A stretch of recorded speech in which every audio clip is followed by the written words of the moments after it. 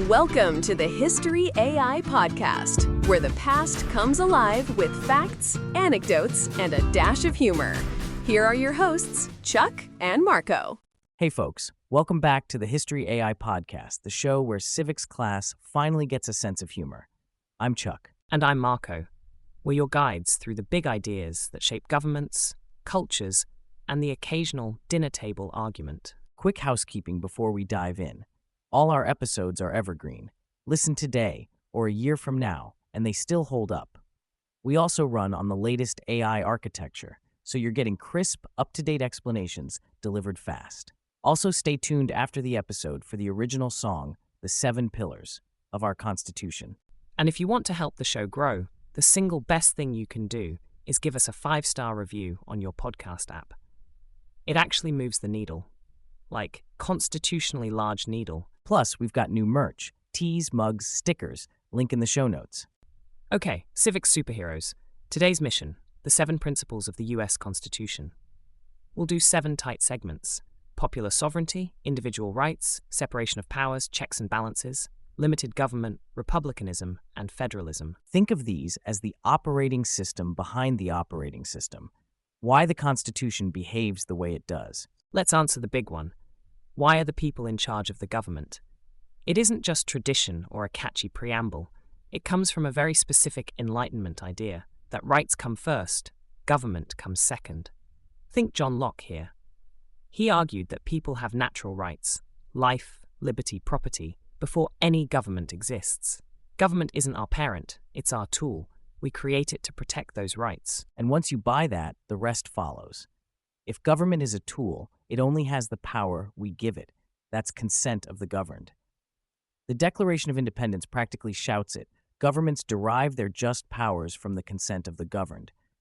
That line is the DNA of popular sovereignty. It says, legitimacy isn't magic, it's permission. The Declaration goes even further. If a government fails to secure those rights and becomes destructive of them, the people have the authority to alter or abolish it and set up a new one that does the job better.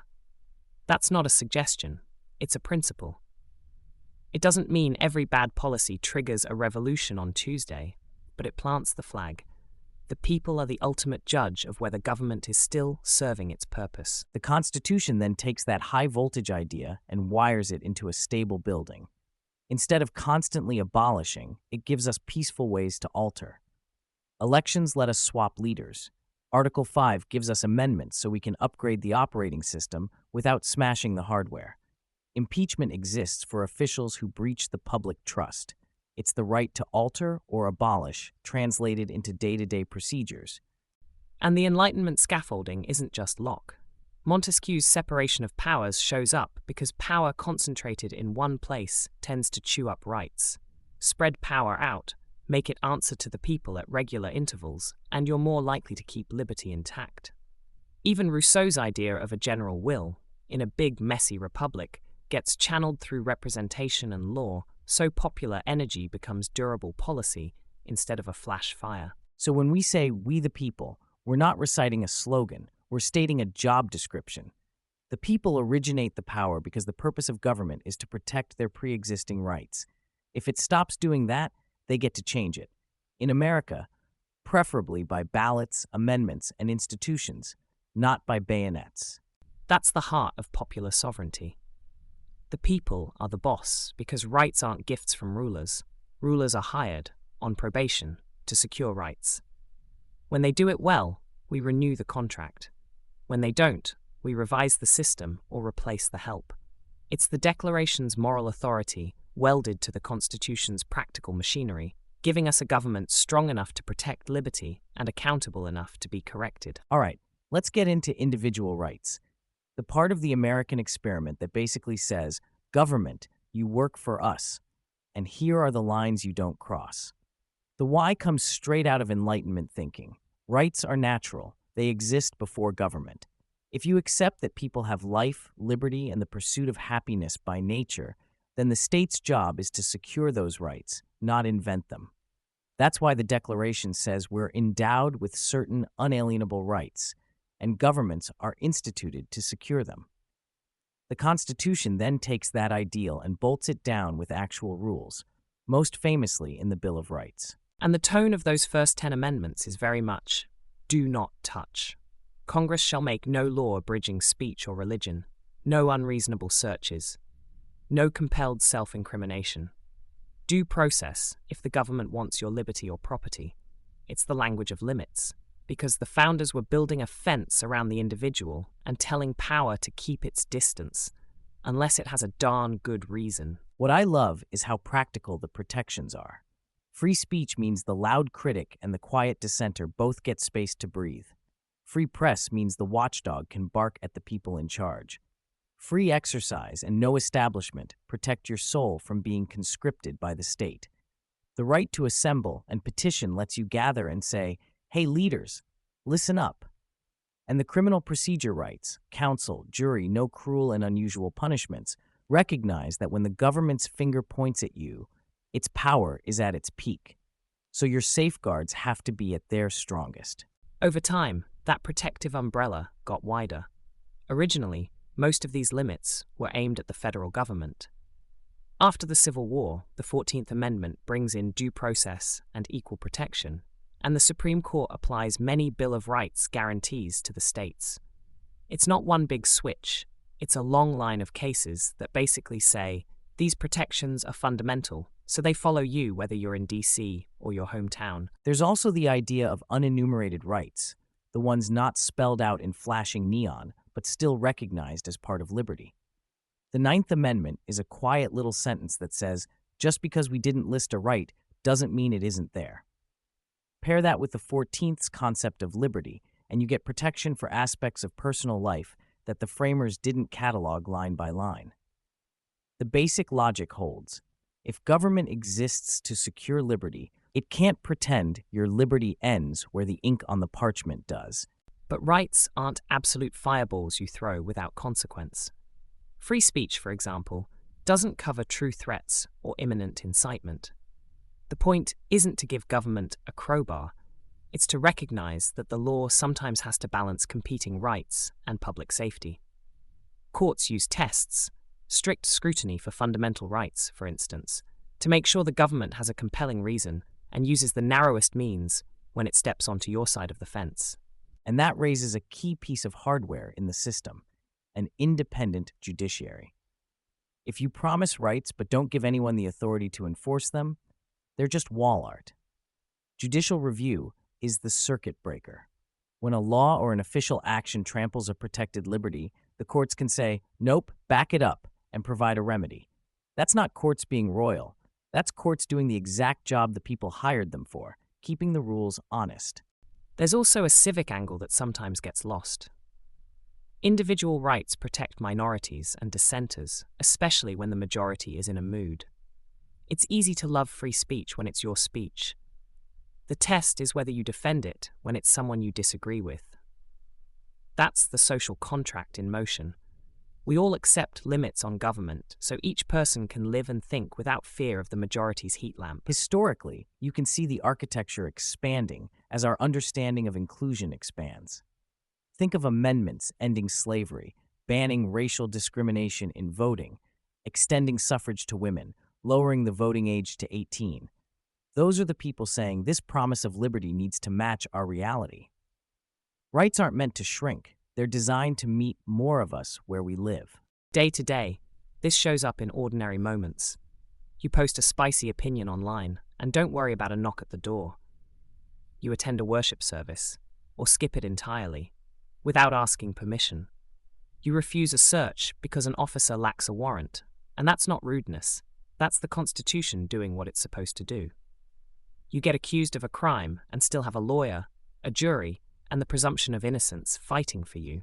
So the hands off my liberty vibe isn't swagger for its own sake. The why is baked in. People have rights first. Government exists to protect them. The Declaration supplies the moral compass, the Constitution supplies the mechanics, and the courts supply the enforcement. When it all works, the individual isn't a guest in the house of government. The individual is the homeowner, and the government is the security system we installed to keep the place safe. All right, separation of powers. Why slice government into three pieces instead of one super branch with a cape? The short answer is the Enlightenment fear of concentrated power. Montesquieu argued that when the same hands make the law, enforce the law, and judge the law, liberty gets squeezed. So the Constitution takes that warning seriously and builds three distinct jobs. Congress makes the rules, the President executes them, and the courts interpret what they mean. And that three jobs idea isn't just tidy labeling, it shapes the machinery. Article 1 pours legislative power into a bicameral Congress, the House for fast, population-tuned representation, and the Senate for slower, state-balanced deliberation. Article 2 vests the executive power in a single president on the theory that unity equals energy and accountability, one person to point to when things go right or wrong. Article 3 creates a judiciary with judges who serve during good behavior and can't have their salaries cut, so they're insulated from political pressure when they make tough calls. The why goes beyond stopping tyrants. Specialization actually helps the government function. Legislators are built to deliberate in groups, trade-offs, hearings, and committee work. Executives are built to decide and act, deploy resources, respond to crises, negotiate, manage agencies. Courts are built to zoom in on a case, apply law to facts, and give reasons that can be read and followed tomorrow. Different muscles, different workouts. People sometimes blur separation of powers with checks and balances, but they're cousins, not twins. Separation is the allocation, who does what. Checks and balances are the overlaps and breaks that keep each branch honest. The veto, confirmations, judicial review, those are the guardrails. You need both, distinct lanes so roles don't collapse, and guardrails so nobody swerves across traffic. And look at how the Constitution protects each role. Lawmaking has to pass both chambers and be presented to the President. No back-alley statutes. Executive action sits under the Take Care Clause. The President shall take care that the laws be faithfully executed, so the job is faithful execution, not freestyle rewriting. Judicial power extends to actual cases and controversies, meaning courts don't issue advice letters, they decide real disputes. Boundaries are part of the design language. The framers also gave each branch its own recruitment pipeline to keep identities distinct. Voters pick members of Congress on different clocks. States originally picked senators through legislatures before the 17th Amendment flipped that to popular vote. Electors choose the president through the Electoral College, and judges are nominated by the president and confirmed by the Senate. It's like three rooms with separate doors, so one faction can't just set up a tent in the hallway and run everything. Historically, you can see why this mattered. The founders had fresh memories of royal prerogative and colonial governors flexing executive muscle, plus British Parliament stacking power. Their fix wasn't to weaken government into pudding, it was to structure power so it must persuade across boundaries. James Madison's vibe, think Federalist 47 and 51, is that ambition must be made to counteract ambition. Separation gives each branch its own pride of place, so they'll defend their turf, and in doing so, defend our liberty. In practice, this design slows some things down, and that's on purpose. Big laws need coalitions. Major executive moves face legal scrutiny. Court rulings depend on reasoned opinions that other courts can examine. The friction can feel annoying in the short term, but it buys stability. The wheels turn, and they don't usually fly off. There's a modern angle too. The administrative state, agencies with expertise, still sits under this architecture. Agencies write rules, yes, but they do so because Congress delegated within limits. The President oversees execution, and the courts review whether those rules fit the statutes and the Constitution. Even when government gets more complex, the three-branch skeleton keeps the body upright. So the headline isn't three branches because tradition, it's three branches because liberty. Separate the powers to prevent monopoly of authority, harness different strengths for different tasks, and make the system prove itself through process. When each branch sticks to its lane and uses the shared guardrails responsibly, you get a government strong enough to act and constrained enough to remain free. If separation of powers draws the lanes, checks and balances are the guardrails and speed bumps that keep everyone honest. The why is pure Madison. People aren't angels, and neither are officials. If you hand any one branch the last word on everything, you're basically leaving your wallet on the table and hoping temptation takes the day off. So the Constitution arms each branch with tools to resist the others, not to start brawls, but to force persuasion. And those tools are wonderfully fussy. Congress writes a bill, the president can veto it, and Congress can say, "Nice try," and override with a big enough majority. That back and forth is the point. Big national choices should have broad buy-in, or at least survive a couple of rounds of tug-of-war. Same dance with people, not just papers. The president nominates judges and top officials, but the Senate confirms. That means the executive can pick, but can't pack. It pushes presidents toward candidates who can survive public scrutiny and senatorial questions without turning into a game of gotcha. And then there's the courtroom referee. Through judicial review, courts can tell Congress and the president, this law or action doesn't pass constitutional muster. It's not about courts being the boss. It's about the Constitution being the boss, with the judiciary acting as its translator when the branches disagree about what the rules actually say. Congress isn't unarmed either. It holds the power of the purse, which is a fancy way of saying, if we don't appropriate the money, your grand plan is just a PowerPoint. Oversight hearings, subpoenas, inspectors general, those let legislators drag sunlight into corners where agencies and officials would rather keep the lights dim. It's dramatic sometimes, but sunlight is how governments disinfect. When officials cross lines, the Constitution adds a very bright red marker: impeachment and removal. The House brings the charges, the Senate runs the trial. It's rare, it's heavy, and it's designed to be.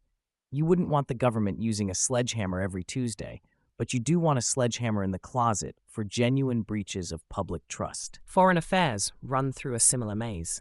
The president negotiates treaties, but the Senate must ratify them. The president is commander-in-chief, but Congress declares war and funds the military. Even in emergencies, the design tries to make sure that momentum meets deliberation before we commit the nation's blood and treasure.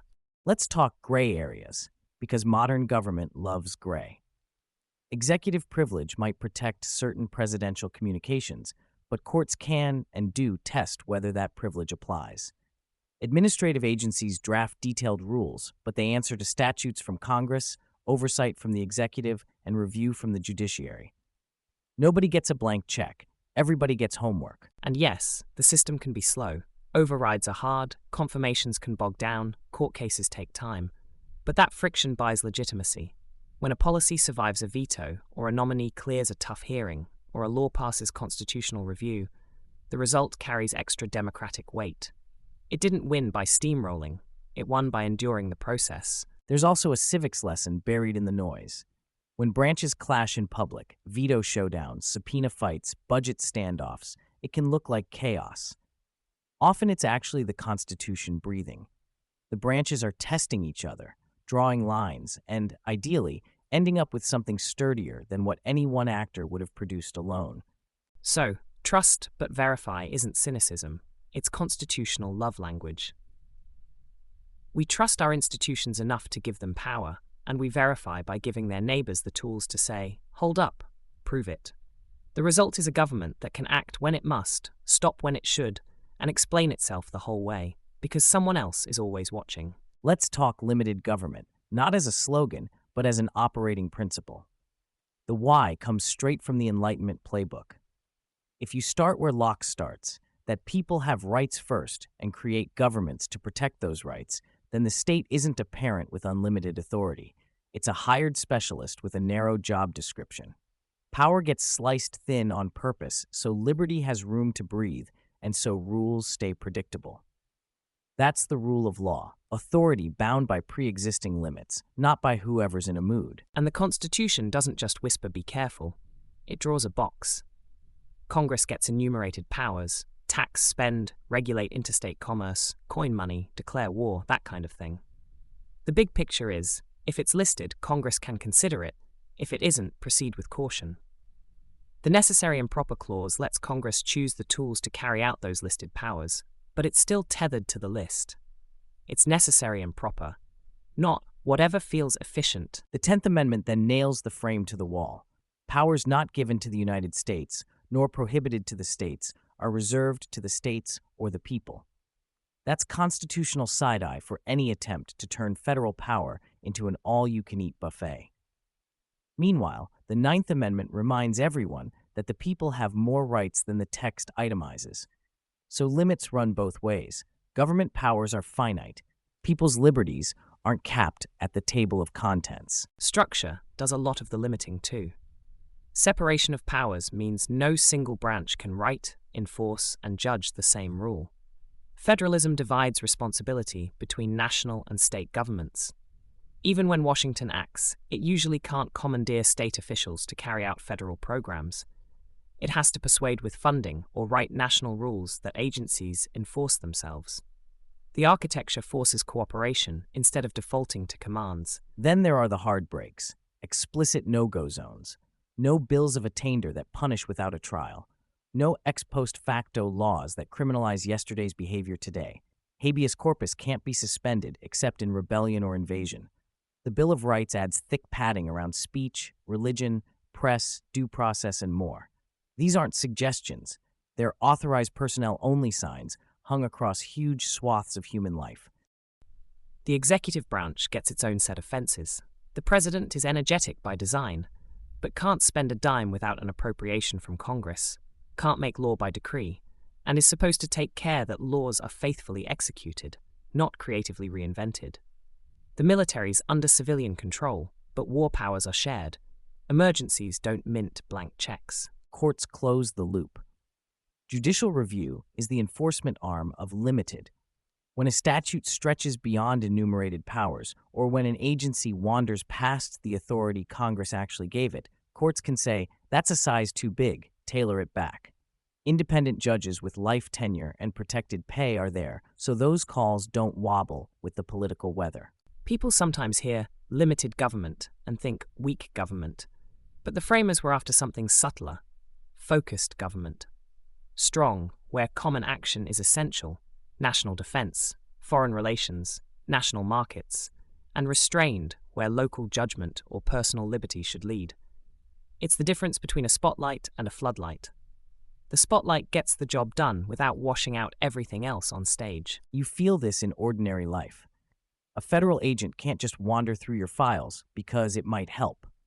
They need lawful authority, probable cause, a warrant, or a well-defined exception. A president can't fund a pet project because it sounds urgent. They need Congress to open the purse. A city can't outlaw unpopular opinions because they're annoying. The First Amendment blocks the shortcut. Daily frictions are the design working, and the design is adjustable without being destructible. Don't like how power is currently calibrated? Elections let you hire different policymakers.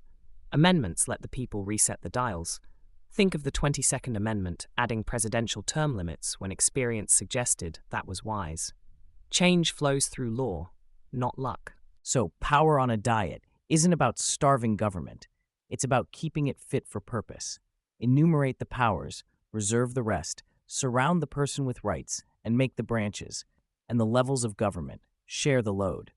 Do that, and you get a state that's capable without being capricious, energetic without being endless, and always answerable to the people who built it. Let's unpack republicanism.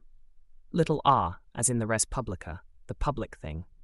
The Y is straight from the Enlightenment toolkit. People possess rights and reason, and politics should harness that reason for the common good. But in a big plural nation, you can't vote on every pothole and tariff every afternoon. So the Constitution builds a system where the people choose representatives, and those representatives are supposed to deliberate, use judgment, and then answer for it at the next election. Right. It's not a crowd chant forever. It's a hiring process. You pick people to do the full-time work of lawmaking, oversight, and policy trade-offs because most of us have, jobs and lives. The founders thought representation would cool the political temperature. Instead of pure adrenaline from direct democracy, you get a more measured pulse. Committees, hearings, debate. So passions get filtered into policy. The style of representation matters too. There's the delegate model, where a representative mirrors district preferences closely, and the trustee model, where a representative uses independent judgment, even if it's temporarily unpopular. A healthy republic needs both gears. You want officials who listen hard, but you also want them to bring expertise, longer time horizons, and the courage to say, here's why this matters, even if it's not polling well today. That's why the Constitution staggers time. House members face voters every 2 years, hotter breath of public opinion. Senators have 6 years, cooler air for longer projects. Presidents get 4, so they're short enough to be accountable and long enough to actually run something. Those clocks are intentional. They create different incentives so the whole machine doesn't lurch with every gust of news. Madison's big insight, think Federalist 10, is that factions are inevitable. People will band together around interests and ideas. Republicanism doesn't pretend you can eliminate that. It dilutes the worst effects by scaling up the arena and insisting on representation. In a large republic, a lot of local passions collide, and what survives has usually been argued, amended, and made safer for the rest of us. And the consent of the governed isn't a one-time handshake. It's a renewable contract. Elections let you renew or terminate the lease. Ethics rules, disclosure, and oversight try to keep the tenants honest while they're in the building. When representatives forget who hired them, the calendar is there with a reminder. Performance review incoming. The franchise expanding over time is part of the republic maturing. Early limits shrink as the nation takes its own promises seriously, abolishing race-based barriers, extending suffrage to women, ending poll taxes, lowering the voting age to 18.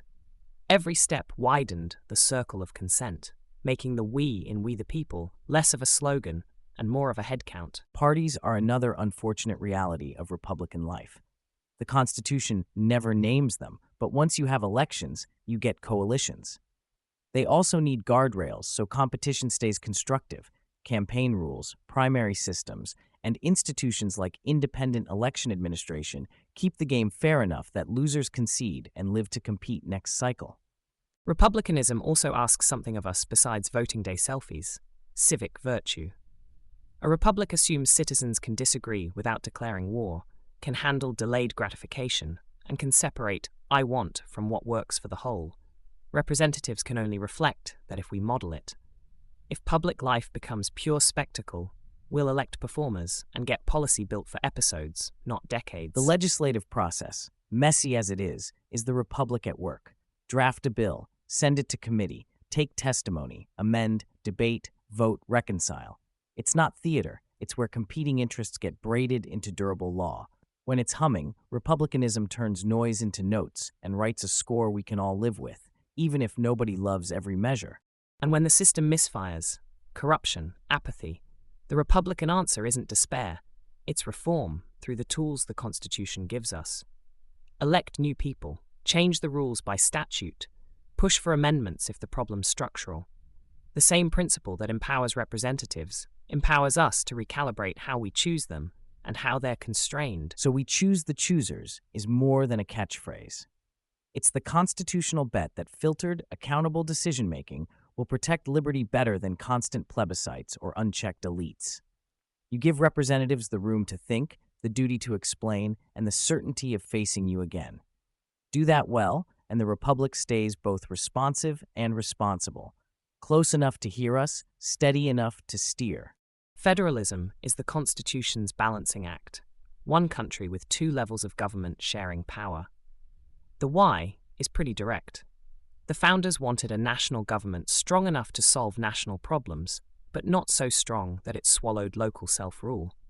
They'd seen the Articles of Confederation flop because the center was too weak, but they didn't swing to all-powerful either.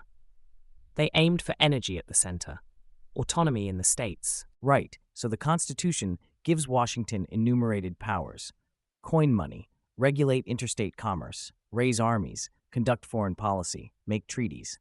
Then it adds connective tissue with the necessary and proper clause, letting Congress pick reasonable means to carry out those listed ends. The states, meanwhile, keep a broad police power: health, safety, education, property law, the day-to-day stuff of life. And if there's a collision, the Supremacy Clause says valid federal law prevails.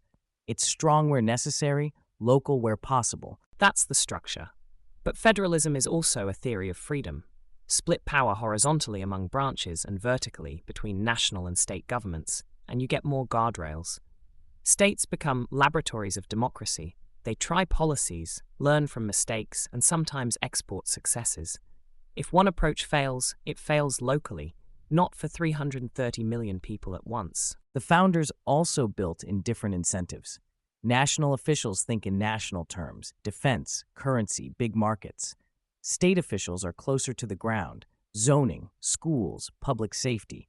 Each level hears different notes from the same democratic orchestra, and the music's better when they're forced to harmonize. Courts help tune that harmony. Early on, cases like McCulloch v. Maryland recognized implied powers so the federal government could actually function, creating a national bank, for instance, while still insisting the ends must be constitutional and the means reasonable. Later cases police the boundaries in both directions, asking, is this really interstate commerce? Or is the federal government trying to commandeer state officials? The answers shift over time, but the question stays the same. Keep the balance healthy. Now, the 10th Amendment, the line that says powers not given to the United States nor prohibited to the states are reserved to the states or the people. It's a reminder, not a secret weapon. But interpretations of that reminder have sparked some of our loudest fights. Enter the nullification crisis of the 1830s. South Carolina, with John C. Calhoun's theory in its pocket, argued a state could nullify a federal tariff it considered unconstitutional, pointing to state sovereignty and the 10th Amendment as justification. President Andrew Jackson replied with a thunderclap. No single state can veto federal law. The Union isn't a casual club. Congress passed the Force Bill. South Carolina backed down after a compromise tariff, and the crisis cooled, temporarily. But the idea didn't disappear. In the decades leading to the Civil War, some Southern leaders pushed a broader states' rights argument, including versions of nullification and, ultimately, secession, to defend the slave system. The 10th Amendment got waved like a banner, but the central issue was slavery and whether the national community could limit its expansion. When states claimed a unilateral right to leave the Union, the federal principle snapped. War followed. After Appomattox, the Reconstruction Amendments, 13th, 14th, 15th, redrew the map by placing new limits on states and empowering the national government to protect freedom and citizenship directly. So federalism isn't a polite math problem. It's been tested by tariffs, civil rights, economic crises, and social change. And yet the core pattern endures. The federal government is sovereign in its sphere, the states are sovereign in theirs, and both answer to the people. The Constitution says, share the load, then hands everyone a rule book and a whistle. Day to day, you feel it everywhere. You drive on state-built roads under federal safety standards. You vote in state-run elections governed by federal constitutional rules. Public health can be state-administered with federal dollars and guidelines. It's a constant negotiation, and that negotiation is the system working, not failing. Bottom line, the founders didn't want a center that was helpless or a center that was limitless. They wanted capacity with constraint, a national government strong enough to act for the whole, states vital enough to reflect local character, and a constitution sturdy enough to referee their disputes. When federalism hums, we get unity where it's necessary, diversity where it's healthy, and a country resilient enough to learn from 50 different experiments without losing the plot. Before we roll credits, let's hand the mic to you. Got a topic you're itching for us to tackle? Ancient law codes, landmark court cases, unsung revolutionaries? Send your suggestions on our socials. Handles are in the show notes. We actually pick future episodes from your messages, so don't be shy. And while you're there, check out the new merch, tees, mugs, stickers, link in the show notes.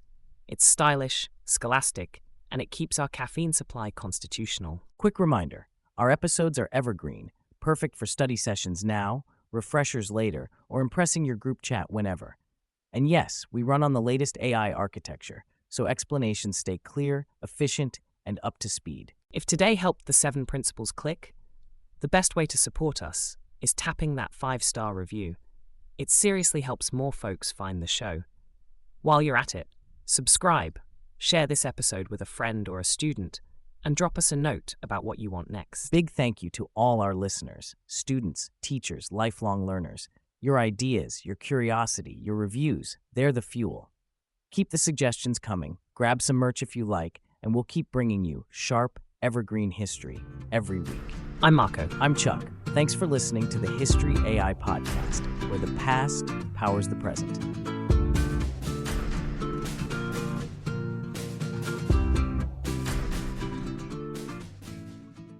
We the people stand up tall. Power starts with one and all. Popular sovereignty, hear that call. The people rule, not kings and halls. We give the power, they take the seat. But the government's leash can't stretch the street. Limited government, short and neat. Power on a diet ain't that sweet. 7 pillars hold it strong. Keeps our freedom lasting long. The founders wrote it line by line, so liberty could stand the time. Raise that flag, the stars align. 7 principles, 1 design. 3 branches split the might. Separation of powers, keep it right. Legislative rights, the laws. Executive signs with noble cause. Judicial checks the rule book's flaws, so no one branch becomes the boss. Checks and balances seal the deal. Trust but verify, keep it real. 7 pillars hold it strong. Keeps our freedom lasting long. The founders wrote it line by line, so liberty can stand the time. Raise that flag, stars align. 7 principles, 1 design. Hands off my liberty, individual rights. Freedom of speech and to pray how we like. A voice, a vote, Republican dreams. We choose us to lead the team. And federalism, that final key. 1 nation but many states free to be. Balance the power, keep harmony. From Washington's desk to the deep blue sea. 7 pillars hold it strong. Keeps our freedom lasting long. The founders wrote it line by line, so liberty can stand the time. Raise that flag, the stars align. 7 principles, 1 design. So teach it loud, teach it loud. From town to town, town to town. The Constitution, still holds the crown, still holds the crown. From classroom walls to history sound. These 7 truths keep freedom bound. So teach it loud.